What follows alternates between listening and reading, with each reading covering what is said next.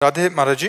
महाराज जी, मेरा प्रश्न है कि विवाह से पहले मेरे से कुछ ऐसे अपराध हो गए थे जो अब नहीं हैं, पर फिर नाम जप करते समय भी याद आते हैं। महाराज जी, मैं उन्हें कैसे भूल सकती हूँ?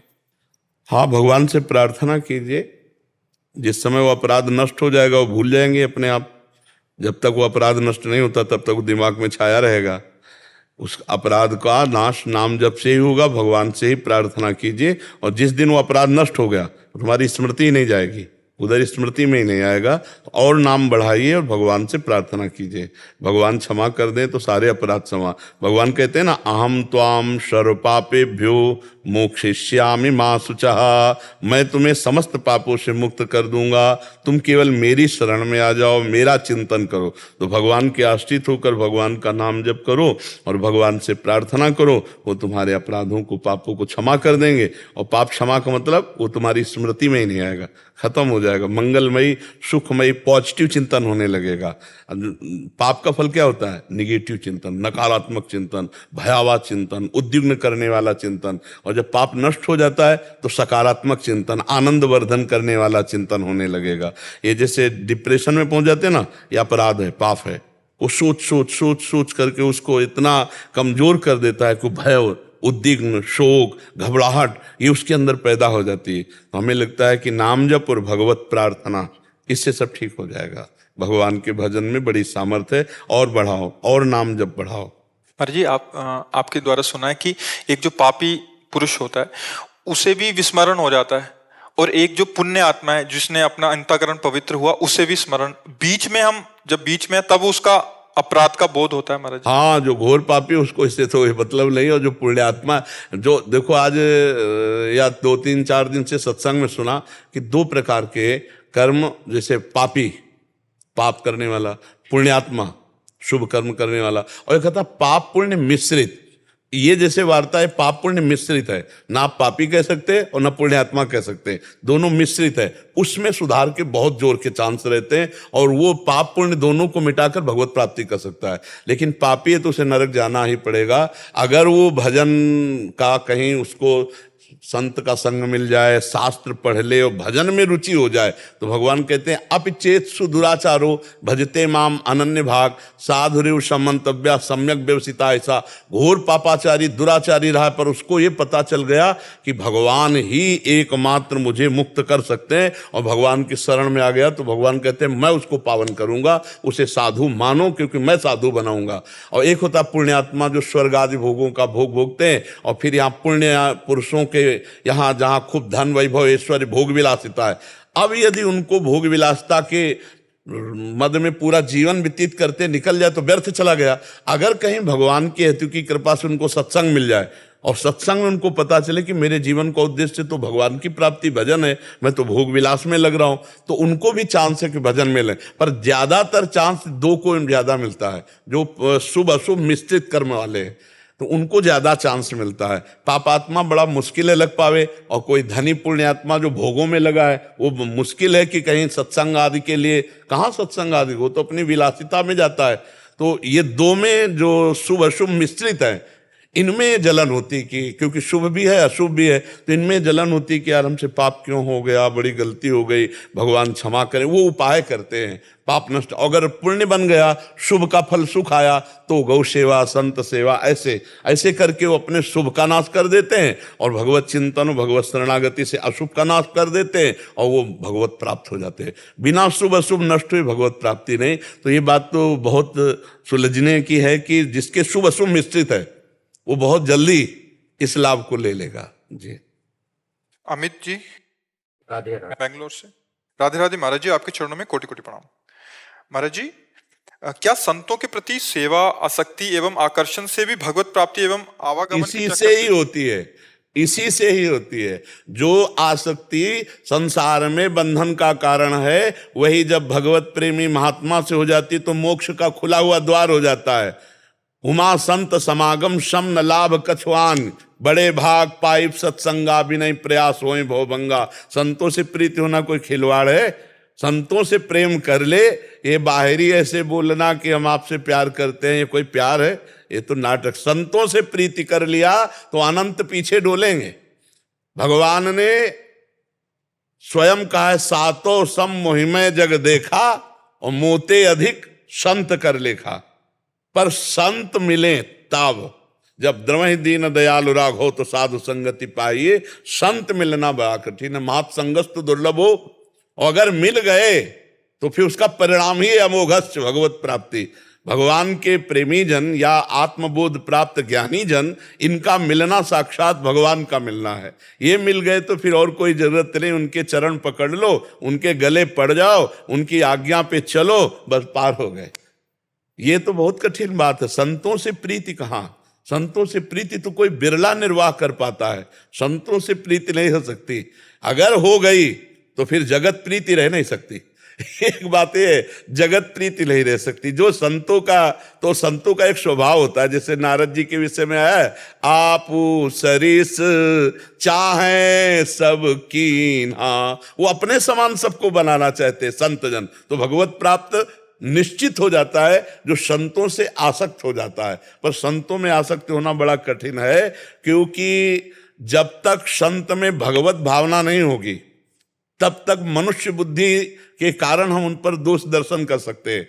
और जहां इसीलिए लिखा है मात संगस्त दुर्लभो पर अगम्यो, निर्वाह करना बड़ा कठिन है। अगर संत में मनुष्य बुद्धि रही तो कहीं ना कहीं हम दोष दर्शन करेंगे, और जब दोष दर्शन करेंगे तो हमारा पतन हो जाएगा और हम भगवत प्राप्ति की योग्यता खो देंगे। संत में जब भगवंत बुद्धि हो जाए, जाने वो संत अनंत समाना, ये साक्षात भगवान है। अब और कौन से भगवान की प्राप्ति करनी, उनकी आज्ञा पे चलो तो एक दिन वही दर्शन करा देंगे अपने स्वरूप का, भगवत स्वरूप का, हो गया काम। सबके हृदय में इष्ट विराजमान है, तो संतों के हृदय में तो पर्दा हटा के विराजमान है।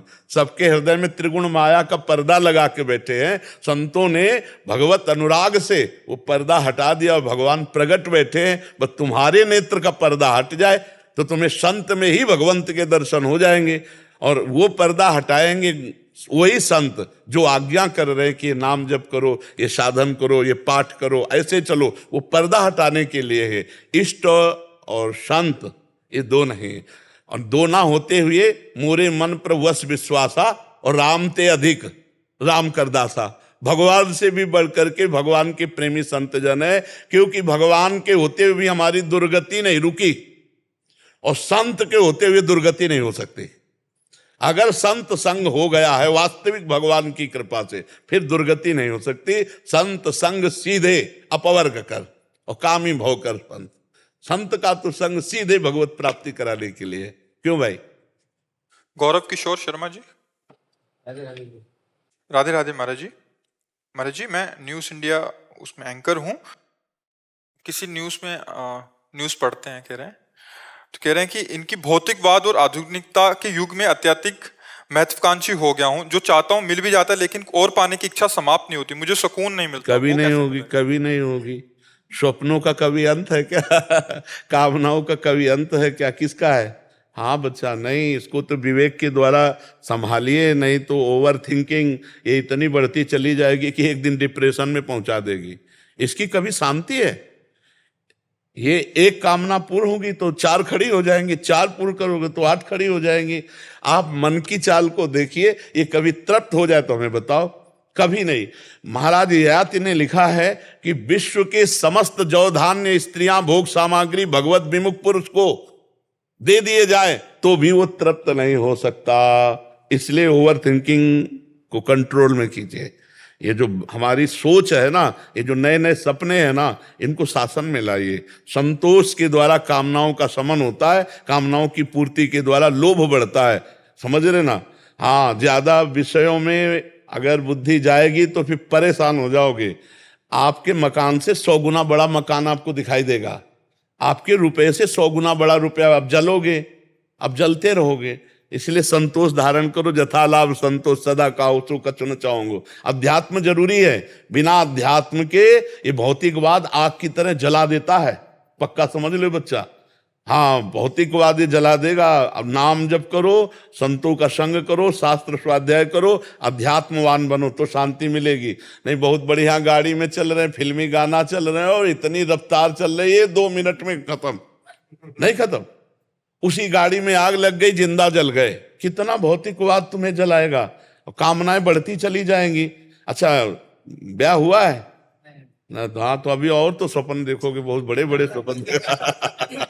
ब्याह हो जाता तो थोड़ा तो शासन में आए। हाँ, तो नाम जप करो, भगवान के मार्ग में चलो। और ये आज का जो जमाने में चला है ना, लिव इन रिलेशन और गर्लफ्रेंड, ये इससे बचना बच्चा, इससे बचना, नहीं तो फिर जीवन बर्बाद हो जाएगा। हमारा ये भारत देश कर्म प्रधान धर्म प्रधान देश है, ये बेविचार वाला देश नहीं। ये बाहरी हवाएं आ गई हैं, गर्लफ्रेंड बॉयफ्रेंड, ब्रेकअप और फिर गर्लफ्रेंड और बॉयफ्रेंड। हाँ, बहुत बुरी बात है, बहुत गलत। हम कहते हैं दोस्त बनाना गलत नहीं है, दोस्त बनाओ, गंदे आचरण मत करो। तुम्हारी दोस्ती पक्की हो जाए, माता पिता से मिलो और पाणी ग्रहण संस्कार करो धर्मयुक्त, और फिर गृहस्थी में जाओ, बढ़िया है। स्कूल में पढ़ रहे हो, बच्चे बच्चे दोस्त, कोई बुरी बात नहीं, लेकिन बेविचार करो, गंदे आचरण करो, गंदे व्यसन करो, गंदे ये तो ठीक नहीं है। फिर इसमें क्या होगा कि जीवन की धारा ऐसे मोड़ में खड़ी हो जाएगी जहां केवल विनाश है, केवल विनाश है। हमारा शास्त्र कहता है, हाँ, कामा संजायते क्रोधा क्रोधा स्मृति विभ्रमा स्मृति भ्रंशात बुद्धिनाशो बुद्धिनाशात प्रणश्यति। प्रणश्यति मतलब विनाश, बुद्धि का नाश ही सर्वनाश कहा जाता है। तो बहुत ठीक से चलो, नाम जप करो, सत्संग सुनो और अध्यात्म की तरफ झुको। भौतिकवाद की तरफ कितना बढ़ोगे आप आपका बहुत सुंदर लड़की से ब्याह होगा तो उससे सुंदर लड़की आपको दिखाई देगी। आप क्या देखोगे? भौतिकवाद कितना बड़ा है, कितना बड़ा भौतिकवाद। नहीं, अपनी सीमा को हाँ समझिए और जैसे भगवान रखें वैसे रहकर प्रसन्न रहना सीखिए, तभी आनंद की अनुभूति होगी। समझ रहे? आराधना शुक्ला जी, राधे राधे महाराज जी। महाराज जी, मेरे पति जब भी दर्शन को जाते हैं तो दर्शन का आधा लाभ मुझे भी स्वतः ही मिल जाता है, पर क्या हमारे दर्शन का लाभ हमारे माता पिता को भी प्राप्त? वो तब मिलेगा जब आप अर्धांगिनी भाव से रहेंगे, पति को भगवान मानकर आठों पैर उनकी रुचि में रुचि मिलाएंगे तब। ऐसा नहीं कि आप मनमानी आचरण करें और पति के धर्म और पुण्य कर्म का आप भागीदार बने। आप भागीदार तभी बनेंगे जब आप अर्धांगिनी आधांग जैसे होता है, उनकी रुचि में रुचि मिलाकर उनको भगवान मानकर उनकी आज्ञा के अनुसार, तो अब वो जो धर्म करेंगे उसका आधा भाग अपने आप आपको प्राप्त हो जाएगा।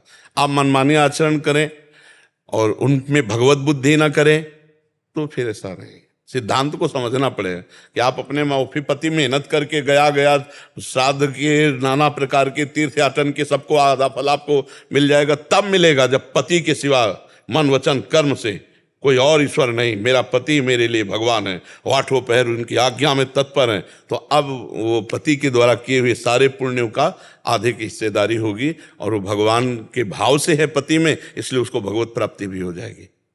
क्या कहना चाहते थे? इनका कहने का मतलब अगर पति पत्नी जाएं दोनों तो फिर माता पिता को भी दे सकते हैं उसका लाभ? हाँ, अपने द्वारा देखो, ये पुण्य और भजन ऐसी चीज है जैसे बैंक बैलेंस, आप किसी को भी ट्रांसफर कर सकते हो। आपके पास बैंक बैलेंस है, आप भारत में विश्व में किसी को भी ट्रांसफर कर सकते हो। तो आपने नाम जप किया, आप तीर्थ याटन गए, आप जो भी संत भंडारा किया, आप उसका संकल्प करवाएं ब्राह्मण के द्वारा और उससे दे दें कि मैं अमुक को देती हूँ, वो पहुंच जाएगा, उनके पास पहुंच जाएगा, पर वैदिक रीति से। ऐसे नहीं है कि बैंक में एक रीति है, उसी रीति से आप ट्रांसफर कर सकते हो। तो ऐसे ही वैदिक रीति है, ब्राह्मण के द्वारा संकल्प करवाइए और जो किया हुआ अनुष्ठान है उसका उच्चारण कीजिए और जिसको देना है उसका नाम उच्चारण कीजिए, वो संकल्प करेगा, वो वहां पहुंच जाएगा। ये भजन आदि रुपया समझो, भागवतिक रुपया जहां ट्रांसफर करो वहां पहुंच जाएगा। आशुतोष मिश्रा जी, बरेली से। जय श्री राम। राधे राधे महाराज जी, आपके चरणों में कोटि कोटि प्रणाम। महाराज जी, मैं हनुमान जी को गुरु रूप में मानता हूँ अपना। क्या महाराज जी गुरु का साक्षात रूप में होना और क्या बच्चा हनुमान जी से आप बात कर सकते हो? क्या हनुमान जी आपके अंदर की जो कमजोरी है, आपकी जो परेशानी है, जो आपकी मानसिकताएं हैं, क्या आपको डांट सकते हैं? नहीं डांटेंगे, क्योंकि इस कोटि का शिष्यत्व हो तब वो गुरुत्व भाव में आकर के प्रगट डांट सकते हैं। इसलिए हमको प्रगट में गुरु की आवश्यकता है जो माता की तरह दुलार करे और पिता की तरह थप्पड़ जमा सके। हमारा अहंकार, हमारी मलिन वासना, तब हम जिंदगी में भगवान से एक बात मांगी थी कि मुझे ऐसे समर्थ सदगुरु मिले जिससे मैं भयभीत हो जाऊं। नहीं, हम कहीं भयभीत नहीं हुए। कितना भी कष्टप्रद, कैसी भी परिस्थिति, कैसा भी, हमें भय नहीं लगा, कभी कहीं भय नहीं लगा। आज भी शरीर की स्थिति है, इतना कष्टप्रद शरीर है अब भी वर्तमान में, ये सब सूझे हुए हैं, फिर हर कष्ट, लेकिन लड़ना सीखा है जिंदगी भर, हर परिस्थिति में कदम आगे बढ़ाना। तो हमने मांगा था कि हमें अहंकार रहित करने के लिए जब सदगुरु प्राप्त हो तो मुझे सदगुरु से डर लगे, ऐसे मुझे सदगुरु प्राप्त हो। तो हमें ऐसे सदगुरु प्राप्त हुए जो कभी आंख नहीं दिखाई, लेकिन इतना डरते हैं हम कि मृत्यु से भी हमें डर नहीं लगता। इतना गुरुदेव के सामने जाते एकदम शांत और पूरा एक सरा हमारा हमारे ही नेत्रों में हो जाएगा कि कहीं कोई त्रुटि तो नहीं है, कहीं कोई धर्म विरुद्ध बात तो नहीं है। तो ऐसे हमें प्रगट में गुरुदेव चाहिए जिनकी डांट से हम सुधर सके, जिनकी चरण रज के प्रताप से हमारा अहंकार नष्ट हो सके, और जिनको हम माँ की तरह दुलार करते पाएं और पिता की तरह शासन करते पाएं। ऐसे गुरुदेव की प्रगट आवश्यकता है। तुम तो एक मनुष्य बालक हो, जब सच्चिदानंद बालक रूप धारण करते हैं तो वो भी गुरु का वर्ण करते हैं। संदीपनी जी ऊंचे आसन पे बैठते हैं और जिनकी श्वासों से वेदों का प्रादुर्भाव हुआ वो भगवान नीचे बैठकर विद्या अध्ययन करते हैं। ऐसे ही वशिष्ठ जी ऊपर आसन पर बैठते हैं और भगवान श्री राम नीचे बैठ करके विद्या अध्ययन करते हैं। जब परब्रह्म परमात्मा अवतार लेता है तब गुरु का वर्ण करता है। तो मनुष्य क्या चीज है? मनुष्य बिना गुरु के सच्चिदानंद को कैसे प्राप्त कर सकता है? समझ पा रहे हो आप? महाराज जी, क्या हनुमान जी से भी प्रार्थना कर सकते हैं कि आप ही गुरु रूप? वो गुरु मिला देंगे, वो गुरु मिला देंगे, क्योंकि हनुमान जी की वाणी और हनुमान जी की जैसे रूप गुरु को सहने की क्षमता नहीं है। हमको चाहिए मनुष्य रूप में, हमारी भाषा में, हमारी दृष्टि में, तब हम पढ़। नहीं तो गीता जी भगवान की वाणी और श्री कृष्ण गुरु हैं, पढ़ लो और परब्रह्म की प्राप्ति कर लो। नहीं, गीता में ही भगवान ने कहा कि जाओ और किसी महापुरुष के चरणों में प्रणिपातेन च प्रश्नया, वहां से उनके शरणागत हो और उनसे प्रश्न करो। अर्जुन जी को आदेश कर रहे हैं भगवान। और गीता जी तब तक शुरू नहीं हुई जब तक अर्जुन ने ये नहीं कहा मैं आपका शिष्य हूं, शरणागत हूं। शिष्यस्ते हम साधिमाम प्रपन्नम, प्रपन्नम माने शरणागत, शिष्य और शरणागत दो भाव से फिर गीता जी का प्रादुर्भाव होता है। तो बिना गुरु भाव प्रगट किए किसी प्रगट रूप में हमें तो नहीं लगता। आज तक भगवान दत्तात्रेय जी अवधूत थे, 24 गुरुओं का वर्ण किया। क्यों? क्योंकि भगवान है, उनको किसकी जरूरत है? उनको कुछ जानना है क्या? जितने भी भगवान के रूप अवतरित हुए सबने अपने गुरु का वर्ण किया। भगवान परशुराम तो भगवान शंकर गुरुदेव बने, भगवान राम तो वशिष्ठ जी, विश्वामित्र जी आदि, भगवान श्री कृष्ण तो संदीपनी जी। जगह जगह भगवान ने ये गुरु महिमा प्रकाशित की है। और ये हमारा विश्वास है कि बिना गुरुदेव की कृपा के साधन कितना भी कर लो, अहंकार नष्ट नहीं होगा। और जब गुरु कृपा हो जाती है, अहंकार नष्ट हो जाता है, तो पतित को भी भगवान पावन करके मिल जाते। पक्की बात। हम तो एक शब्द में कहेंगे, गुरु कृपा ही केवलम। गुरुदेव की कृपा से ही जीव का निस्तार होता है। हम अपने हृदय की बात कहते हैं, खूब साधन सब ऐसे, पर जो बात गुरु कृपा से बनी वो कहीं नहीं बनी। निर्विकार होना, भगवत प्राप्ति होना, शुद्ध तत्व ज्ञान होना, ये गुरु कृपा ही केवलम, गुरु कृपा से होगा। जब तक गुरुदेव नहीं मिल जाते महाराज। हाँ, तब तक भाव करते रहिए, क्योंकि हम डायरेक्ट हनुमान जी की बात नहीं समझ सकते। हम डायरेक्ट अपनी बात हनुमान जी को कह रहे हैं तो क्या सुन रहे? हमें ऐसा अनुभव हो रहा है? क्या हमें हनुमान जी की बात पर अनुभव हो रहा है कि हनुमान जी हमसे बात कर रहे हैं? जब हमारा और गुरु का सीधे, तब बात बनती है। तो भगवान ने भी प्रगट में जब ऐसा किया तो हमें प्रगट में ऐसा करना चाहिए। अब जैसे कोई कह दे कि हम ललितादि सखियों को गुरु बनाकर और निकुंज में प्रवेश पा जाएंगे, तो फिर ललितादि सखियां जो अवतरी हुई आचार्य के रूप में, फिर उसका महत्व क्या रहा? ऐसे ललिता जी की बात हम समझ पाएंगे? अब समझ पाएंगे स्वामी जी की शरण में हो, हरिदास जी की, और उनकी वाणी पढ़ो, उनके उपदेश पढ़ो, उनके अनुयायियों के चरण संग करो, चरण रज माथे पे धारण करके संग करो। अब ललिता जी की बात समझ में आ जाएगी। तो आचार्य जितने अवतरित हुए हैं वो भगवान ही तो अवतरित हुए हैं। तो हमें आचार्यों की शरण में होकर के तब उस उपासना का रंग आएगा। बच्चा समझ रहे हैं? तब तक हनुमान जी को गुरु मानो, हनुमान जी से कहो कि हमें मनुष्य रूप में मिलो और हमको उपदेश करो, हमको स्वीकार करो। तो विविध रूप उनके, कोई रूप धर करके स्वीकार कर लेंगे। सीधे हनुमान जी की भाषा हम नहीं समझ पाएंगे। श्री हनुमान जी की भाषा सीधे नहीं समझ सकते। हनुमान जी का तेज सीधे सहन करने की सामर्थ्य नहीं। हम मनुष्य हैं, हनुमान जी का तेज नहीं सहन किया। हनुमान जी सामने बैठकर उपदेश करें, हम श्रवण कर सके, इतनी बड़ी सामर्थ्य नहीं। भीम जी वायुपुत्र हैं, हनुमान जी के भाई ही हैं, कांप गए थे। जे हुई अपना स्वरूप प्रकाशित किया, तो वो गुरु हैं, सबके गुरु हैं। और उनसे प्रार्थना करें कि हमारी क्षमता के हमारे सामने रूप रख करके आप आओ। तो बंदो गुरुपद कंज कृपा सिंधु नर रूप हरि महामोह तम पुंज जासु वचन रवि कर निकर। आज तक जितने भी सिद्ध महापुरुष हुए सब गुरु कृपा पात्र है। आप देखो वो पूज्य श्री सीताराम ओंकारनाथ जी महाराज अपने गुरु की कितनी उपासना की चरण पादुका हर समय छाती में बांधे रहते, इतने सिद्ध महापुरुष हुए बिना गुरु के।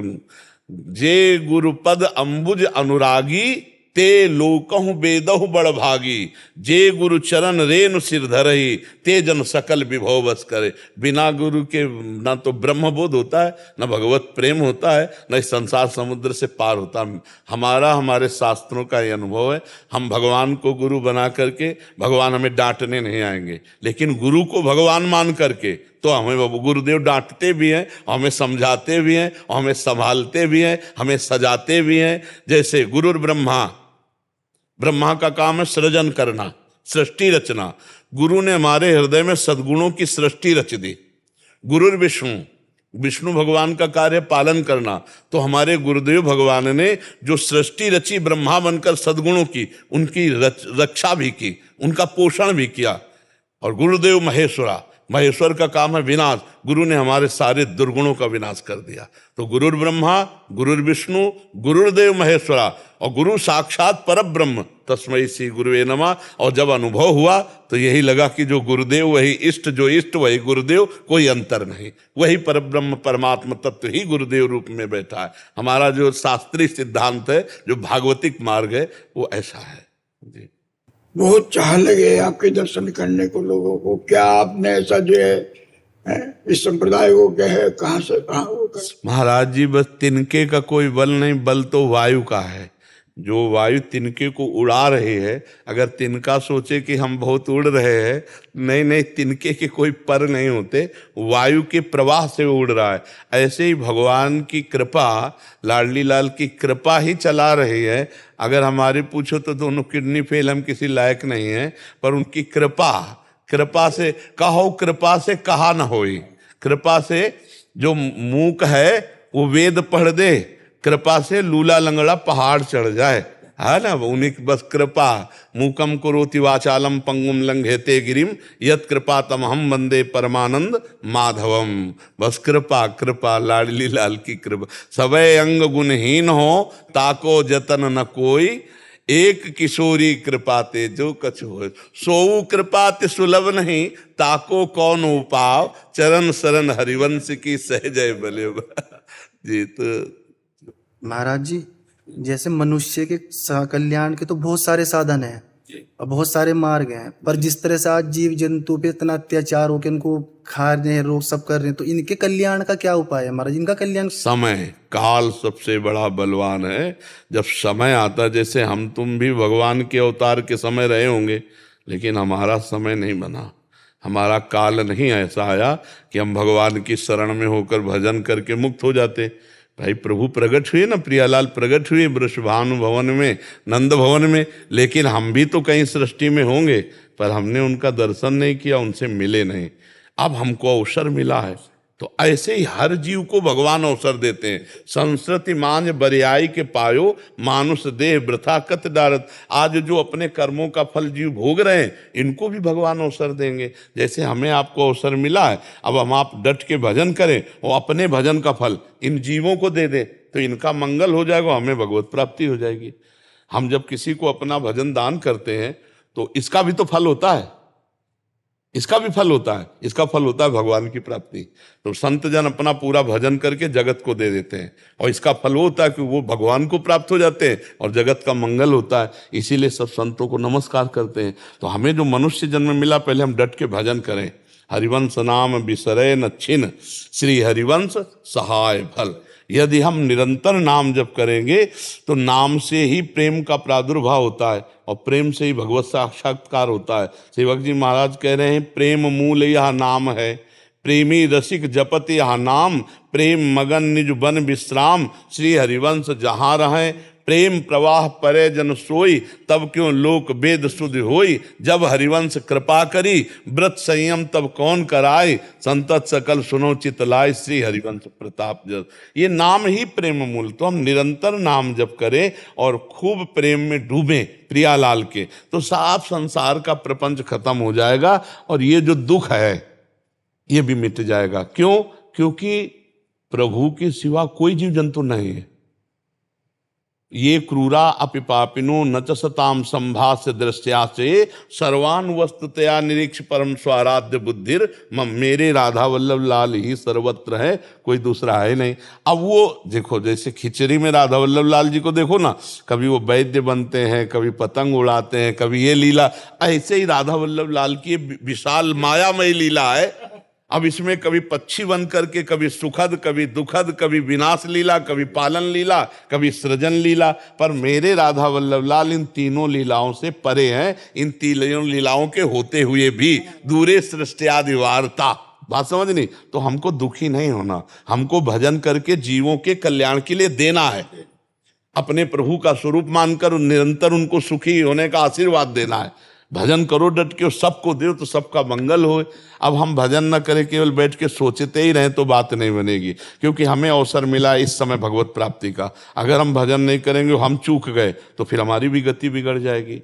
हिरन के बच्चे का चिंतन बन गया तो अगला जन्म भरत जी का हिरन का हुआ। तो अगर हम भी इधर उधर दौड़ाएंगे बुद्धि, तो हमारा भी तो जन्म बिगड़ जाएगा। तो हम बुद्धि दौड़ाएं राधा वल्लभ लाल जी के चरणों में, और राधा वल्लभ लाल जी की सारा खेल उनका है, उनकी जिम्मेवारी उनके ऊपर, हमारी जिम्मेवारी हमारे ऊपर। हमारी जिम्मेवारी कि हम भूलेंगे नहीं, और आपकी जिम्मेदारी है कि हमको भी ना भूलना। बिसरी हो ना बिसारी हो, यही दाल मोहि देव, श्री हरिवंश के लाड़िले मोहि अपली करी ले। जी रविंद्र जी दिल्ली से। राधे राधे। राधे राधे महाराज जी, आपके चरणों में कोटि कोटि प्रणाम। महाराज जी, समुद्र मंथन के समय देवताओं और दानवों ने एक जैसा श्रम किया, जबकि फल उनको अलग अलग मिला। महाराज जी, क्या भगवान एक ही समय पर एक ही उद्देश्य के लिए एक ही जैसी किए गए श्रम का फल अलग अलग? अब आप इसमें फिर ध्यान दीजिए, दृष्टि डालिए। इसमें कोई श्रम नहीं कर रहा था, केवल भगवान कर रहे थे। आप पूरे समुद्र मंथन को भी पढ़ना जाके, भगवान ने प्लानिंग बनाई। पता है आपको? हाँ बोलते जाना, जाना पता हो तो हमें बताना। भगवान ने इसका पूरा संकल्प रचा, देवताओं को दैत्यों के पास भेजा सन्निधि के लिए। ये हमारी आपकी मित्रता और समुद्र मंथन होगा, उसमें अमृत आदि जो ये रत्न निकलेंगे उनको हिसाब से बांट लेंगे, और अमृत आपस में फिर बांट। फिर समुद्र मंथन के लिए जो मंदराचल पर्वत, उसको भगवान उठा के लाए गरुड़ पे। नहीं पिचक गए थे, आधे तो मर ही गए थे। भगवान ने अमृत दृष्टि से जिलाया, नहीं तो आधे तो मर गए थे। पढ़ के देख लेना, भगवान उठा के लाए। फिर मंदराचल के लिए जो रस्सी, तो वासुकी नाग को तैयार किया गया, और उनमें भगवान निद्रा रूप से बैठे। भगवान वासुकी के अंदर निद्रा रूप से बैठे। भगवान फिर जब देख, जो ही मंदराचल चलाना शुरू हुआ, सो डूबने लगा, तो भगवान कच्छप रूप से बैठे नीचे। फिर देखा कि दैत्य जो है, जब वो पूंछ की तरफ लगाया तो उन्होंने कहा मुझे निकृष्ट समझते हो क्या? तो फण की तरफ, तो उनके अंदर जो जहर की फण से निकल रही थी वासुकी के, तो भगवान उनके दैत्य शक्ति के रूप में, दैत्य शक्ति अपार बल बन करके भगवान, और देवताओं में देवी शक्ति के रूप में, और ऊपर से 1000 भुजा धारण करके मंदराचल को ऊपर से रोके हुए, और इधर अजित रूप से देवताओं की तरफ लग के। पूरे समुद्र मंथन में महाराज केवल भगवान है, भगवान का बल काम कर रहा है। और भगवान सदैव अपने जनों का पक्ष लेते हैं। अपने जन कौन? जो भगवान की शरण में। दैत्यों ने भगवान को नहीं पुकारा था, दैत्यों के पास मित्रता के लिए देवताओं को भगवान ने भेजा था, क्योंकि देवताओं ने भगवान की शरण ली थी। और समुद्र मंथन में पूरा का पूरा भगवान का बल रहा। अब जो विष निकला, अब देवता दैत्य दोनों घबराए, तो भगवान शंकर ने उसे गले में धारण किया। जो जो रत्न आदि निकले, भगवान इशारा कर देते तो देवता चुप हो जाते, तो दैत्य ले लेते थे। और भगवान जब इशारा कर देते तो देवता ले, और जब अमृत का कलश निकला तो दैत्य लेके भाग गए। शायद है कि अगर वो भगवान के अनुसार पूछते तो फिर भगवान को पिलाना पड़ता। अगर वो लेके ना भागते, आसुरी प्रवृत्ति ना दिखाते और ये रख देते कि हे केशव हे हरि अब आप ही निर्णय करो, तो फिर दोनों को पिलाना होता भगवान को, क्योंकि उस समय भगवान फिर भेद नहीं करते। जब देवताओं का हिस्सा ही नहीं दिया और लेके भाग गए, तो समुद्र मंथन तो देवताओं की प्रार्थना से हुआ था, देवता भगवान की शरण में थे, तो भगवान ने इशारा किया चुप रहो अभी पूरा लाते हैं।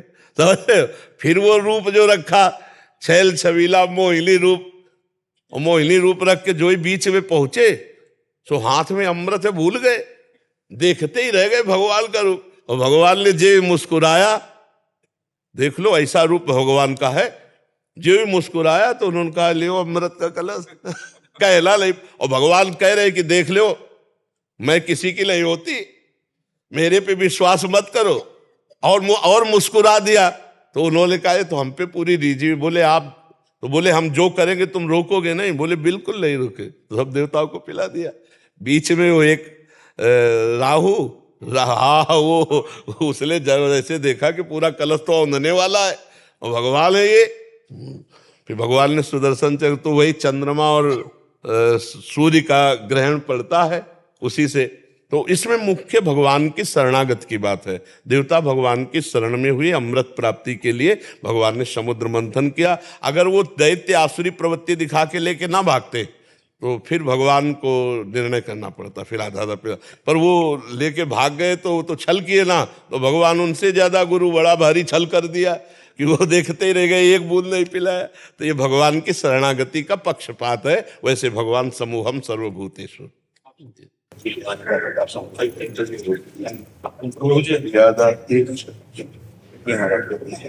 इसका संपादन और अनुवाद क्रियाशील ने किया महाराज। अच्छा,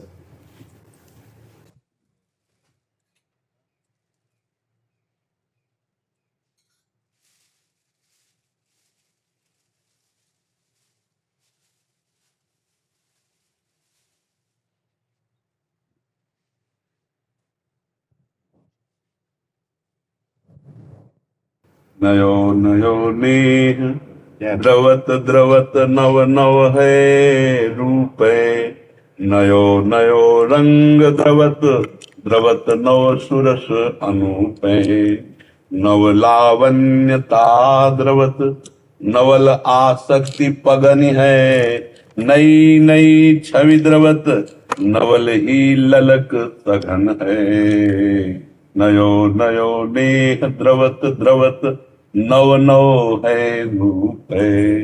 अमृत बार बड़ी कृपा।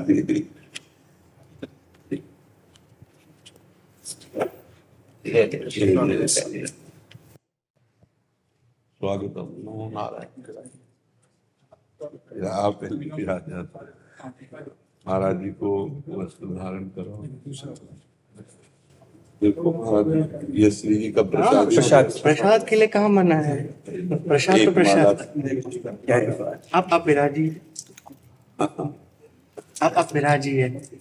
वृंदावन लौटे थे तो राधा वल्लभ जी के दर्शन हुए। महाप्रभु जी ने कहा कि नहीं, आप उनसे मिलके जाना, वैसे नहीं जाना। हेतु की कृपा आपकी, हेतु की कृपा। जो प्रभु मोहि अनुग्रह की ना, तो तुम आई दरस हठ दीना। अनुग्रह किया आपने, दर्शन दिया ना। करने वाले हम तो संतों के चरणों के रज बने हुए फिर से हैं। ये महानता होती संतों की। आपको बहुत बार सुना, तो सौभाग्य आज प्रभु ने दिया कि आपके दर्शन हो जाए। एक विनती है, भय रहित भक्ति कैसे हो, ये सबके लिए एक बार आप जरूर बताएं। जब तक द्वैत है तब तक भय बना ही रहेगा। चाहे आप ज्ञान वृत्ति से देखिए और चाहे आप भगवत वृत्ति से देखिए। ज्ञान वृत्ति में है जो मैं है वही सर्वत्र है, जो सर्वत्र है वही मैं है। और भक्ति में है जो तू है वही सर्वत्र है, और जो सर्वत्र है तो तू यहाँ भी है, कहाँ नहीं है। तो जहाँ प्रभु हैं वहाँ भय कहाँ है, और जब तक प्रभु नहीं है तब तक भय ही भय है। शरणागत में निर्भय, निश्चिंतता, निशोकता, संशय रहित और प्रतिकूल भावना का त्याग, ये अपने आप आ जाता है। जो भक्ति है, जब तक भगवान का सर्वत्र दर्शन नहीं करती तब तक वो भक्ति समर्था नहीं है। वो समर्था नहीं, प्रारंभिक भक्ति हो सकती है। समर्था भक्ति का स्वरूप यही है, मत्ता परतरम नान्यत किंचिदस्ति धनंजय, मेरे सिवा किंचन मात्र कुछ और नहीं है। तो भय किसका? फिर भय किसका हो सकता है? सो अनन्य गति जाके असमति न टरे हनुमंत, मैं सेवक सचराचर रूप स्वामी भगवंत। फिर भय किससे? भय तब होता है जब प्रभु से विलग हमें कुछ और दिखाई देता है, और जब तक विलग कुछ और दिखाई देता है तब तक भक्ति का रंग नहीं चढ़ा। उमा जे राम चरण रथ विगत काम मद को, निज प्रभु में देखें जगत। जब निज प्रभु में देखें जगत, पर शर्त है काम क्रोध मद लोभ मद मत्सर्य जब तक हमारे अंदर बैठे हैं तब तक हमें व्यक्ति का दर्शन होगा, समष्टि प्रभु का नहीं। षड विकार जित अनघ अकामा, जो 6 विकारों पर विजय प्राप्त कर ले, श्री वाल्मीकि जी महाराज कहते, काम क्रोध मद मान न मोहा, लोभ न क्षोभ राग नहीं द्रोहा, जिनके कपट दंभ नहीं माया, तिनके हृदय बसहु रघुराया। और जब प्रभु यहाँ प्रकट हो जाते हैं तो चश्मा बदल जाता है। जिधर देखे जड़ चेतन जग जीव जत, सकल राम मैं जान। तो भय का अवसर तब होता है जब हम प्रभु से बिलग कोई वस्तु व्यक्ति स्थान देखते हैं, और जब सर्वत्र अपने प्रीतम को देखते हैं तो भय कैसा? प्रीतम से भय नहीं रहता। और प्रीतम हमारे मृत्यु भी हैं, सर्वस्व हरण करने वालों में मैं मृत्यु हूं। तो फिर भक्त को मरने से सब जग डरा मेरो मन आनंद, कब मरियो कब भेटियो पूरन परमानंद। वो मृत्यु में भी महामहोत्सव देखता है, तो फिर भय का तो कोई अवसर ही नहीं रहता। हाँ, एक भय सबके ऊपर रहता है, अचानक का भय। विचार भय भक्त में नहीं होता, न ज्ञानी में होता है। अचानक भय, जैसे अभी कोई कीक दे, अभी कोई वस्तु गिरे, ये भय सब में रहेगा। इससे नहीं पता चलेगा कि ये ब्रह्मबोध है या नहीं है, इससे कोई परीक्षा नहीं। विचार का भय नहीं रहेगा। अचानक भय, जैसे अभी कोई एक आवाज आ जाए, कोई ऐसे वस्तु गिर जाए, कोई अचानक, तो ऐसे सब कोई हो जाएगा। उसका मतलब है ये अचानक का भय स्वाभाविक प्रवृत्ति है। लेकिन ज्ञानी और भक्त को विचार का भय नहीं होता। विचार का भय नष्ट हो जाता है, ये भक्ति का रंग चढ़ता है जब द्वैत भाव नष्ट हो जाता है। द्वैत भक्ति में जो लोग ये समझते हो कि अविद्याजनक द्वैत है, नहीं। एक सवाल में एक ही बचे तो पूरा सही सवाल हुआ। जैसे ज्ञानी है तो पूरा ज्ञान का स्वरूप एको ब्रह्म द्वितीयो नास्ति। ऐसे भक्ति में है, ब्रह्म नहीं, माया नहीं, नहीं जीव नहीं काल, अपनी उसु दिनारे एक रहो नंदलाल। सवाल हल हो गया, एक रहो नंदलाल, जित देखो तित श्याममयी, वासुदेवा सर्वम, बात बन गई। भय किससे? भय तब होता है जब प्रभु से विलग कुछ दिखाई देता है, और विलग दिखाई देना ही अज्ञान है। और अज्ञान अविद्यायुक्त भय शोक चिंता उद्वेग ये बना ही रहता है। और जब ये अज्ञान नष्ट हो जाता है तो निश्चिंतता, निशोकता, संशय रहित निर्भयता, ये दैवी संपदा उसके अंदर जागृत हो जाती है। आप बैठे रहिए, आप बैठे रहिए। आपसे भी आपने बहुत बड़ा अनुग्रह किया, सबको भय मुक्ति का मार्ग दिखा, क्योंकि बिना भय के कोई कार्य नहीं हो पाता। हर क्षण भय ही भय है जीवन में, हरि प्राप्ति हो पाएगी। नहीं है जो भगवान से विमुख है उसको भय, नहीं तो अन्यथा नहीं। हर समय मृत्यु के साथ लड़ रहे हैं तो कोई भय नहीं। हाँ, बस भय नाम की चीज अगर ना निकली तो हमारे बाबा बनने को मत बन गया। हाँ, स्वयं भय मुक्त और सैकड़ों को भय मुक्त, निराश के अंदर ऐसा आनंद भर देना, उत्साह भर देना कि वो लड़ सके संसार से। हम लोग सच्चिदानंद स्वरूप हैं, सच्चिदानंद के पार्षद हैं। ये पार्थिव शरीर को लेकर हर्षित या शोकित होना नहीं। ना अग्नि अस्त्र में इतनी सामर्थ्य, ना वरुणास्त्र में, न वायवास्त्र में कि वो हमें क्षोभ पैदा कर सके। तो हमारा स्वरूप जो है वो बस समझ ले तो फिर भय मुक्त ही है ना। तो फिर आप अपने लोग तो समझेंगे ना इस बात को, और भयभीत नहीं होना, कभी भयभीत नहीं, भय शब्द जीवन में नहीं। हम भगवान के पार्षद हैं। अविनाशी नैनम छिन्दन्ति शस्त्राणि नैनम दहति पावका न चैनम क्लेदेन चापो न शोष्यति मारुता। फिर मुझे भय क्या? और ये मरने वाला इसे मरेगा, चाहे गोली से मरे या अपनी मौत मरे, मरना तो है और निश्चित है, वो समय निश्चित है। फिर क्या खुला छाती करके टहलो, क्या करे? एक ही बार तो होगा। जो विधना ने लिख दिया छठी राव के अंक, राई घटे न तिल बढ़े रहुरे जीव नितंक। एकदम निर्भय, वर्दी ही फटेगी, पहनने वाला नहीं, है नहीं। अब इसको तो फटना है भाई, अब चाहे जितना संभाल के रखो ये तो मरेगा। मरण धर्मा है और अविनाशी को कोई मार नहीं सकता। मुझ अविनाशी में अब कोई भय नहीं, भय इस विनाशी को लेकर के है।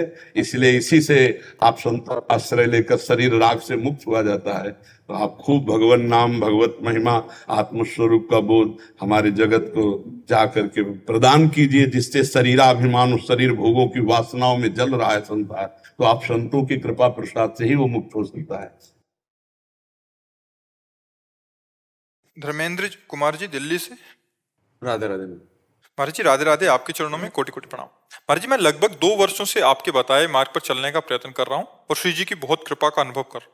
महाराज जी जैसे कि आप कहते हैं कि यदि प्राणी ग्रहण ना हुआ हो, वो व्यक्ति तस्वीर बदल बदल कर देख लेता है। मैं भी ऐसा ही कर रहा हूँ। सोमवार को शिव जी जल चढ़ाना, मंगलवार को हनुमान जी को पूजा करना, बृहस्पति को साईं बाबा, ऐसे करके प्रभु जी और पूरे हफ्ते का बताया उन्होंने। महाराज जी भगवान शिव की प्रेरणा से राम नाम का जप करता हूँ और रामचरित मानस का अध्ययन करता हूँ। प्रभु जी अभी तक भगवान में प्रीति नहीं हो रही। प्रभु मुझे इस ऐसे को एक तस्वीर में स्थित कर, ऐसे करते रहो।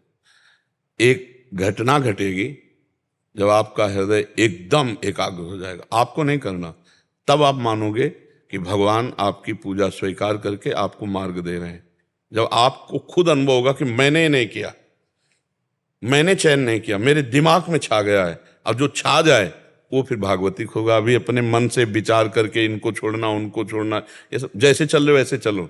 अचानक मोड़ आएगा और वो मोड़ आपको ऐसी जगह खड़ा कर देगा जहां आप हट ही नहीं सकते।